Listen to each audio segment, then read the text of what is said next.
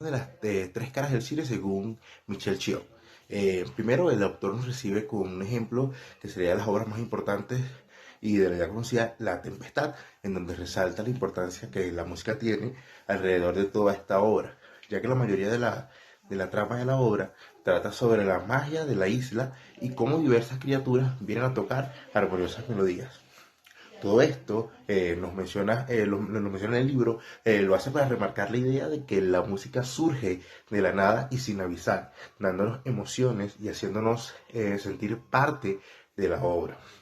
Después pondrá el ejemplo de una película a la que el padre tiene cautiva a su hija, en lo que sería una rara arca de Noé. El filme contiene sonidos de lluvia que nos transporta completamente hasta ese lugar. Nos menciona que en realidad en esta película la música no serviría de nada, es decir, que no tendría un propósito del por qué está ahí, ya que la música en el cine tiene una explicación funcionalista, solo que se trata de aprender a utilizar y dominar a la música.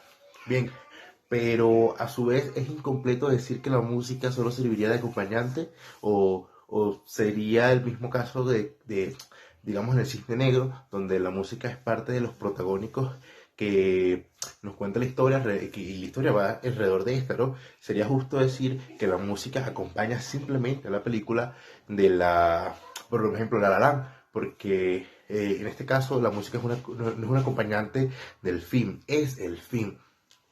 Nos introduce a lo que sería el concepto de música de fondo y lo que sería la música de pantalla. La música de pantalla es aquella que nos acompaña a lo largo de la historia, que se puede incluir a la historia y que nos guía en cada uno de los pasos que realizan los personajes, pero la música de fondo sería justamente esa música que no necesariamente te está ahí superpuesta para tener algún tipo de sensación o que no nos conduciría a nada.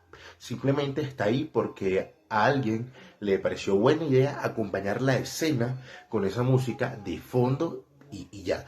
Pero no trata de conectarnos con nada, ¿correcto? Se toca el tema de la función universal de la música. A menudo se tendrá la concepción de que la música está ahí para vincular o unir, etcétera. Pero la música puede puntuar, conducir, retener o mezclar. Hablando del modelo de conversión de la música con la acción en la que la acción es sólida y se introduce a lo que en general es más, puede parecer natural, ¿no?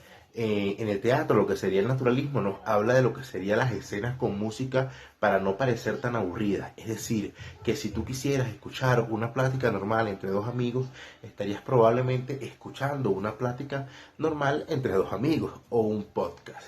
Pero el recurso que utiliza el cine para que no suene tan monótono, aburrido o sin falta de esencia es la música. La música sería ese brillo que lo hace pasar de una conversación aburrida entre dos personas a una escena que tiene esencia y de la cual te puedes llegar a sentir parte o te puedes llegar a identificar. Y que desde los tiempos del cine francés nos damos cuenta de que el cine no fue creado para parecer naturalista, sino que es algo en lo cual no necesariamente es algo que pueda ocurrir con mucha facilidad, ¿no? Digamos. También nos habla de la conexión que se tiene entre música y algunas situaciones o personajes, la extensa relación que existe entre la personalidad del personaje o la intensidad de la escena, que estamos viendo con la música, ¿no? Correcto. Que inmediatamente escuchamos la canción o la música podemos relacionar los sentimientos que se avecinan. Pero también habla de la adaptación de la música para poder introducirla en el cine, cómo se puede modificar para llegar a ese sentimiento sin tener que ser tan explícitos y simplemente con música. Nos habla de un film que se llama Ingmar Bergman, persona, del cual pone el ejemplo de la música utilizada ahí y que también muchas personas solamente escuchan ruido, pero otras personas pueden llegar a identificar incluso hasta el estilo y quién es el creador de esta obra musical. Cualquier cosa podría ser tomada como música, desde el ruido de una máquina de escribir los pasos de una persona, las gotas de la lluvia, siempre y cuando tenga una aceptación así por el espectador, por supuesto, ¿no? Poner como ejemplo una película que transcurre en un universo tecnológico y que existen diversos ruidos que pueden llegar a percibir o que simplemente están ahí, pero todo dependerá del espectador. Si es que el espectador tiene esos ruidos y les da la interpretación de lo que sería o le da interpretación de lo que sería simplemente ruido o una melodía electrónica que trata de introducirnos a la idea de que estamos en ese mundo, ¿correcto? Dice que los ruidos que se presentan alrededor de toda la parte sonora no siempre es con una intención.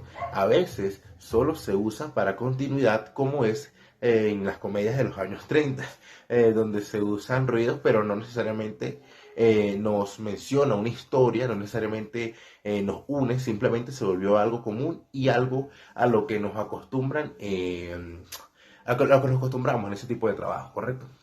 Todos los elementos, como quizás son los pasos, disparos, respiraciones, no son necesariamente un elemento sonoro que nos quiera conducir a algo. Simplemente es un elemento sonoro que se usa como pegamento para unir toda la escena y que no puede y que no quede nada como libre interpretación, ¿correcto?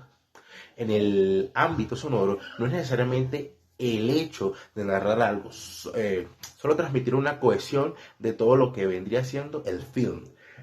Para ver, la simbolización también es la parte del ámbito sonoro en una película, pero si es que en el libro nos ha dado un ejemplo como el de Casanova, en donde se encuentra un ritmo hipnótico y sirve para generar un registro en el espectador, el cual se puede relacionar lo que está viendo con la concentración de la que presta la escena, ¿correcto? Como si toda la película se basara en un estado de armonía de hipnosis, la cual no nos quiere dejar ver, eso sería un poco, ¿no? De lo que habla acá el autor. Es una manera de autentificación, propiedad, se da por el reconocimiento clásico o de cierto tipo de música, como pasó con una frase muy conocida de la película nombrada en el libro, en donde la música se volvió parte elemental del reconocimiento,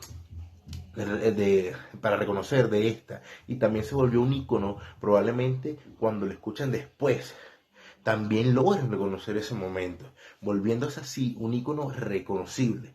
También se trata el erotismo, como es que muchas de las escenas de este tipo de filmes, con cierto tipo de inclinación hacia el erotismo, transmiten ese tipo de sensación y logran el impacto que desean.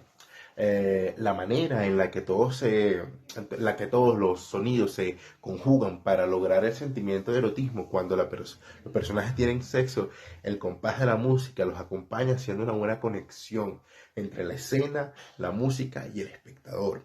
Y además te hace sentir parte de la escena. Además, la música también se ve desde el punto atemporal, como por ejemplo cuando se requiere poner un tiempo errático o que no sea movible, aunque regularmente la gente no soporta la música atemporal, ¿no? Pero dentro del film es común que la gente acepte la música y se adapte por lo regular, por encontrarse más flexibles a la hora de ver un film. Eso sería todo. Muchas gracias.